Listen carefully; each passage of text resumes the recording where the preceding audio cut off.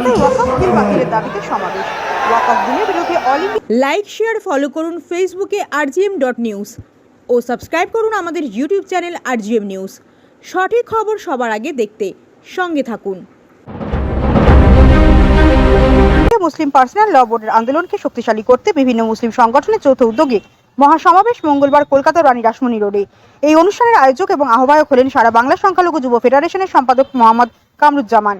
মূলত মসজিদ, মাদ্রাসা, কবরস্থান, ঈদগাহ, খানকা সহ সমস্ত মুসলিম প্রতিষ্ঠান বাঁচাতে মোদী সরকারের কালাকানুনের বিরুদ্ধে 19 নভেম্বর মঙ্গলবার এই সমাবেশ। অনুষ্ঠানে এদিন বক্তব্য রাখেন অল ইন্ডিয়া মুসলিম পার্সোনাল ল বোর্ডের হযরত মাওলানা আবু তালিব রহমানী, পীরজাদা ইমরান উদ্দিন সিদ্দিকী, পূবের কলম পত্রিকার সম্পাদক ও রাজ্য সংখ্যালঘু কমিশনের চেয়ারম্যান আহমদ হাসান ইমরান, মোহাম্মদ কামরুজ্জামান, সৈয়দ সাজ্জাদ হোসেন, মাওলানা আব্দুল মাতিন, আনোয়ার হোসেন কাসেমি, নাজমুল আরেফিন, ডক্টর মহিসুর রহমান, পীরজাদা সাওবানা সিদ্দিকী এবং আলী আকবর সহ সংগঠনের অন্যান্য ব্যক্তিবর্গ। Report RGM news.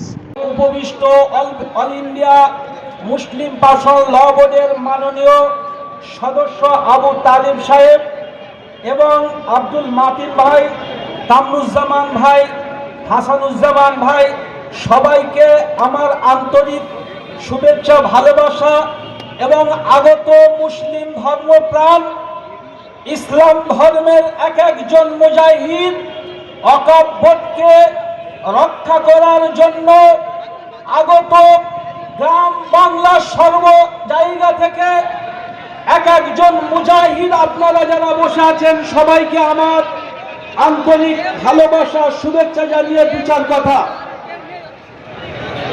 আপনাদের জানা আছে কেন্দ্রীয় সরকার যে কালা কানুন ওয়াকফ সংশোধনী বিল আনতে চলেছে, 8ই আগস্ট তাকে প্রথমে খবর দেওয়া হয়েছিল, কিন্তু তারা বদ্ধপরিকর আবার নাকি আনবে। আজকের কলকাতার এই রানী রাসমণি আধুনিতে আমরা জানাতে চাই অল বেঙ্গল ইমাম মুয়াজ্জিন অ্যাসোসিয়েশন চ্যারিটেবল ট্রাস্টের তরফ থেকে এবং সারা পশ্চিমবঙ্গের যত সংগঠন আছে, এটা জেনে রাখবেন, এটা মনে রাখা দরকার, দেশের জনগণ চাইলে আপনারা গদিতে থাকুন, আরো 20 বছর ধরে রাজত্ব করুন, কিন্তু ভারতীয় সংবিধানের পবিত্রতা রক্ষা করুন। ভারতীয় সংবিধানের মৌলিক অধিকার, সকল ধর্মের মানুষ আপন আপন ধর্ম। 3 मिनट के वक्त में 2-3 बातें आपको बताऊंगा इंशाअल्लाह। पहली बात यह है कि ये बिल जो सरकार ला रही है, ये बिल काला कानून है।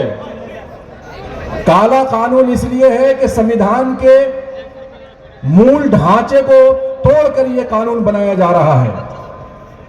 जब संविधान के मूल ढांचे को तोड़कर कोई कानून बनाया जाएगा तो संविधान का आर्टिकल 13B कहता है कि वो कानून नल एंड वॉइड है। जिस कानून के बारे में खुद संविधान कह रहा है कि वो नल एंड वॉइड है, इनवैलिड है, भला हम उस कानून को कैसे कबूल कर लेंगे। राज्य के सरकार से ये अपील करता हूं, ममता दीदी से, जो हमारी चीफ मिनिस्टर हैं, हमारी सरकार है, ये हम उनसे अपील करते हैं कि वो अपने असेंबली में इस बिल के অল ইন্ডিয়া মুসলিম পার্সোনাল ল বোর্ড জিন্দাবাদ, ওয়াকফ কালা কানুন মানছি না, মানব না। মাওলানা আমিনুল আম্বিয়া সাহেব, অল বেঙ্গল ইমাম মুয়াজ্জিন অ্যাসোসিয়েশনের আমাদের জিয়াউল হক সাহেব সহ মঞ্চে যারা উপস্থিত আছেন, বন্ধুবর নাজমুল আরিফিন সহ সামনে আজকের যারা এসেছেন কলকাতাকে সাক্ষী রাখতে, তাদের সকলকে আন্তরিক শুভেচ্ছা জানিয়ে আজকের এই প্রোগ্রাম থেকে অভিনন্দন এবং মোবারকবাদ জানিয়ে আজকে আমরা কেন একত্রিত হয়েছি বলবার অবকাশ আপনাদের কাছে নাই। বিগত সময়ের বক্তারা প্রত্যেকেই বলেছেন যে ভারতবর্ষের ভাগ্য আকাশে একটি কালো মেঘ দেখা দিয়েছে, সক্ষমভাবে যদি মোকাবেলা না করতে পারি এমন গাঢ় অমাবস্যার কালো দিন আসবে, ভারতের বুকে আর সূর্য উদয় হবে না। তাই আমরা কি সক্ষম ভাবে করতে রাজি আছি? হাত তুলে রাখবেন, নারে তাকবীর। মূল উদ্দেশ্য, যে উদ্দেশ্য নিয়ে আমরা সকলে মিলে আজকে রানী রাসমণিতে এসে উপস্থিত হয়েছি, আজকে যারা নেতৃত্বে मौलाना हजरत আবু তালেব রামানি সাহেবের আহ্বানে এবং মৌলানা কামরুজ্জামান সাহেবের প্রচুর প্রচেষ্টায় এবং যত সংগঠন এই ওয়েস্ট বেঙ্গলে ভারতে আছে সকলের আহ্বানে আমরা সবাই মিলে উপস্থিত হয়েছি। একটাই মুদ্রা যে আমরা বিজেপি সরকারকে ভারত থেকে তাড়িয়ে দেব। এই বিজেপি সরকার আমাদের শুধু নয়, হিন্দুদের, বৌদ্ধদের সব ধর্মকে পেরেশান করে আছে, সব ধর্মের মধ্যে আগুন লাগিয়ে দিয়েছে। সেই জন্য আমরা এক ঐক্যভাবে আমরা সেই মসনদ থেকে মোদী সরকারকে দূর সরিয়ে দেব। সেই জন্য আমি একটু ছড়া বলতে চাই, বক্তব্য দেবো না। চাই বেচনে वाला भारत बेच रहा है, चाय बेचने वाला भारत बेच रहा है। যে মসজিদ গির্জা ঈদগাহ থাকবে কিন্তু মোদি থাকবে না, এই গদিতে মোদি থাকবে না। মোদিকে জানাতে চাই যে তুমি মসজিদের বিরুদ্ধে যুদ্ধ ঘোষণা করোনি, ইসলামের বিরুদ্ধে যুদ্ধ ঘোষণা করেছো।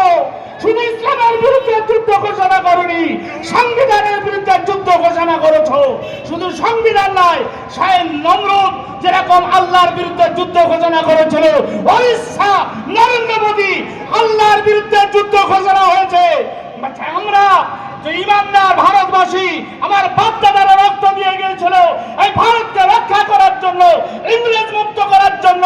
দুঃখের বিষয়, ইংরেজের চামচা নরেন্দ্র মোদী ওড়িশা গদিতে বসে সেই স্বাধীনতা সংগ্রামীদের ইতিহাস ভুলিয়ে দিয়ে দেশ দখল করতে চায়।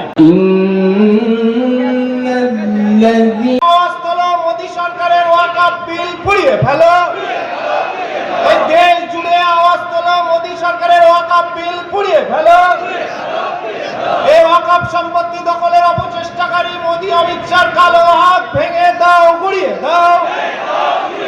এই ওয়াকফ সম্পত্তি দখলের অপচেষ্টাকারী মোদী অমিত শাহর কালো হাত ভেঙে দাও, গুড়িয়ে দাও। এই কলকাতা থেকে আওয়াজ তোলো, ওয়াকফ বিল পুড়িয়ে ফেলো।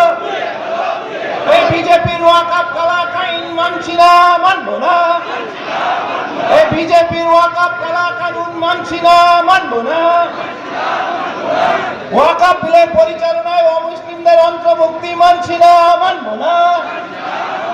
এই ওয়াকফ সম্পত্তি দখলের অপচেষ্টা বন্ধ করো।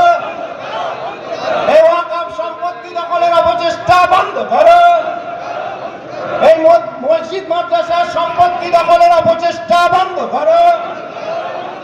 এই দেশ জুড়ে ওয়াকফ সম্পত্তির জবরদখল মুক্ত করতে হবে। এই বছর ধরে আছে তার নামটা চেঞ্জ করে দিল এবং আজকে इलाहाबाद যে নামটা সেটা চেঞ্জ করে দিল। रक्षा करेंगे हम, अपने भारत की भी रक्षा करेंगे, इस्लाम की भी रक्षा करेंगे इंशाअल्लाह। ये लोग बताना चाहते हैं हिंदू मुसलमान अलग अलग हैं, नहीं बिल्कुल नहीं है। मैं अपने भारत के हिंदू भाइयों को अर्ज करना चाहता हूं, आपके बगैर तो हम सोच भी नहीं सकते जीने का।